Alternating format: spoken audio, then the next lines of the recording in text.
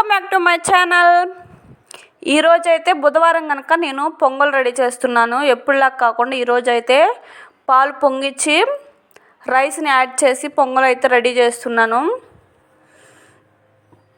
అలాగే పొంగల్ వీడియో మొత్తం అయితే పెట్టట్లేదు. ఆల్రెడీ మన ఛానల్లో పొంగల్ నేను ఎలా రెడీ చేస్తాను అనేది కూడా వీడియో ఉంది కాబట్టి పొంగల్ వీడియో అయితే నేనేం పూర్తి వీడియో అయితే పెట్టట్లేదు. జస్ట్ ఇప్పుడైతే బియ్యాన్ని యాడ్ చేసి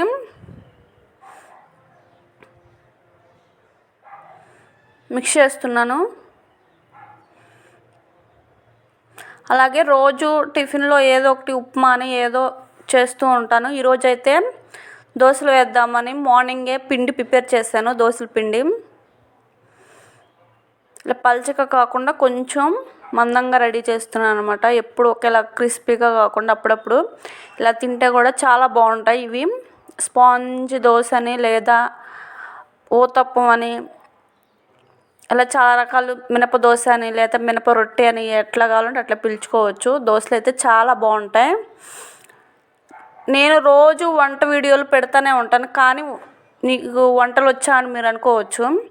నాకు వంటలు వచ్చా అని అంటే రావనే చెప్తాను. ఎందుకంటే మా ఇంట్లో ఉండే నలుగురికి మాత్రమే వాళ్ళకి నచ్చినట్లు మాత్రమే వండగలుగుతాను. బయట ఇంకెవరికైనా వంట చేసి పెట్టాలి అంటే నాకు చేయడానికి రాదు. అందుకోసమే నాకు వంట చేయడం అంతగా రాదని చెప్తాను. నేను పెద్ద షెఫ్ని కాదు. ఏదో మా ఇంట్లో వాళ్ళకి నచ్చినట్లు అయితే వండగలుగుతాను అంతే. కొన్నిసార్లు నాకు కూడా నచ్చవేమో. చాలామంది వీడియోస్ చూసే వాళ్ళకి డౌట్ రావచ్చు, ఈమె బాగా వంట చేస్తుందా లేదా అని. చెప్తున్నాను కదా, నాకు అంతగా వంట అయితే చేయడం రాదు. జస్ట్ మా ఇంట్లో వాళ్ళకి నచ్చుతాయి నేను చేసేవి. వాళ్ళకి ఎలా నచ్చుతుంది అనేది నాకు తెలుసు. అందుకే వాళ్ళకి నచ్చేటట్లే వండగలుగుతాను. ఇంకా బయట వాళ్ళకి కుకింగ్ చేయాలంటే అసలు చేయను. నేను రాదని చెప్పేస్తాను. నాకు అంతగా వంట చేయడం రాదు అనే చెప్తాను. మా ఇంట్లో వాళ్ళకి వండి పెట్టుకోవడానికి అయితే పర్లేదు, చేయగలుగుతాను.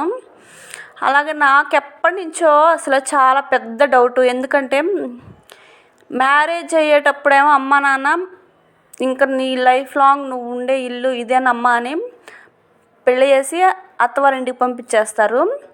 కానీ మ్యారేజ్ అయ్యాక వాళ్ళతో కలిసి ఉంటే ఎప్పుడైనా ఏదైనా సందర్భంలో, అంటే ఇప్పుడు కాదనుకో, చాలాసార్లు సందర్భంలో నువ్వు ఉండలేకపోతే వెళ్ళిపోవచ్చు అనేసి డైలాగులు వస్తూ ఉంటాయి అన్నమాట. ఇంట్లో మాతో కలిసి ఉండలేకపోతే లేదా మేము చెప్పింది వినకపోతే నువ్వు వెళ్ళిపోవచ్చు అనేసి డైలాగ్ అయితే మా ఇంట్లో వాడుతూ ఉంటారనమాట.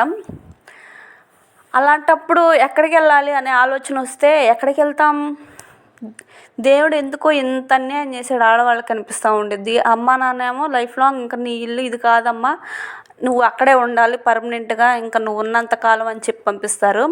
వాళ్ళు చూస్తేనేమో వాళ్ళకి నచ్చకపోయినా లేదా వాళ్ళకి నచ్చింది చేయకపోయినా నువ్వు ఇక్కడ ఉండాల్సిన అవసరమే లేదన్నట్టుగా మాట్లాడతారు. అంటే ఈ భూమి మీద ఆడవాళ్ళకంటూ సొంత ఇల్లే లేదా అనిపించేస్తుంది నాకైతే. నాకు అలాంటి డైలాగ్ విన్నప్పుడు ఇంకెక్కడికి వెళ్ళాలబ్బా, ఇంకా భూమి మీద ప్లేసే లేదా అనిపించేసింది. ఇంకా ఎక్కడికి వెళ్ళాల్సి వస్తుంది? వెళ్తామైతే ఎక్కడికి వెళ్తాం? ఎక్కడికి వెళ్ళలేము. ఎందుకో ఇంత అన్యాయం జరిగింది ఆడవాళ్ళకి అనిపించేసింది నాకైతే. ఉంటేనేమో పుట్టింట్లో ఉంటే వాళ్ళు చెప్పినట్టు వినాలి, అత్తింట్లో ఉంటే వీళ్ళు చెప్పినట్టు వినాలి, లేకపోతే భూమి మీదే ఉండకూడదేమో అనిపించేసింది నాకు. చాలాసార్లు అలాగే అనిపిస్తూ ఉండేది. ఎందుకు ఇట్లా ఆడవాళ్ళకు పుట్టడం వల్లనేనా అనిపిస్తూ ఉండేది కొన్నిసార్లు అయితే. నాకేనా అనిపించేది, నాకే ఎందుకు ఇలాంటి ఆలోచనలు వస్తాయి అని కూడా చాలాసార్లు అనిపిస్తూ ఉండిద్ది. ఇలాంటి ఆలోచనలు ఎవరికి రావేమో నాకు తప్పితే అనిపిస్తూ ఉండేది కొన్నిసార్లు అయితే. ఎప్పుడు ఉండేదే కదంటలే. కానీ ఈరోజు అయితే ఎప్పుడులాగా కాకుండా కొంచెం మరీ ఫ్రైలాగా కాకుండా కొంచెం కర్రీ టైప్లో అయితే క్యాలీఫ్లవర్ కర్రీ అయితే చేసేసాను. ఆల్మోస్ట్ రెడీ అయిపోయింది. కర్రీ అయితే రెడీ అయిపోయింది. అలాగే ఈరోజైతే మా పిల్లలు అయితే స్కూల్ నుంచి వచ్చేసారు. ఈరోజు కూడా కాలీఫ్లవర్ కర్రీ అండ్ దోసకాయ చట్నీ చేశాను. ఎందుకో తెలీదు అలా కలిసి వచ్చేసింది. మొన్న కూడా క్యాలీఫ్లవర్ ఫ్రై అండ్ దోసకాయ చట్నీ, ఈరోజు కూడా దోసకాయ చట్నీ క్యాలీఫ్లవర్ కర్రీ రెడీ అయింది. ఏంది ఈరోజు కూడా అలానే చేసావా అన్నారు మా పిల్లలు అయితే. రెడీ అయిపోయింది. మా స్వామికి తీసి పక్కన పెట్టేసి వాళ్ళకి కూడా ఇచ్చేసాను. And thanks for watching.